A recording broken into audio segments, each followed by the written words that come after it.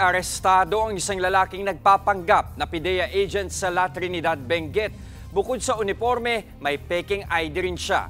Depensa niya, gusto niya lang magpakitang gilas. Nasa frontline ng balitang yan, si Gary De Leon. Nakuha ng naglalakad ang lalaking ito sa La Trinidad, Benguet. Ang suot niya, uniforme ng Philippine Drug Enforcement Agency o PIDEA. Tiyempo namang napadanan sa sasakyan ni PIDEA Cordillera Regional Director Derek Carion at napansin niya ang lalaki. Di raw siya pamilyar dito, kaya nakipag-ugnayan siya sa La Trinidad Police para matunto ng lalaki. Dito na nabistong hindi pala siya PIDEA agent. Nung hanapan siya ng ID ng PIDEA, wala siyang maipagkita kaya nag-verify sila doon sa office nila.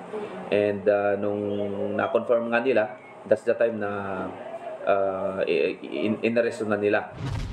Pagdating sa presinto, napag-alamang residente ng Bugyas, Benguet ang lalaki at may kinakaharap na kaso ng pagnanakaw. Inamin niya sa mga pulis na nabili lang daw niya online ang PIDEA uniform. Pero bukod sa uniforme, nabisto ring mayroon siyang peking PIDEA ID. Nang tanungin ng lalaki kung bakit siya may uniform at ID ng PIDEA. Ginawa ko lang yun. Parang pampakitang gilas lang. Pampakitang gilas lang. Maharap ang sospek sa patong-patong na reklamo.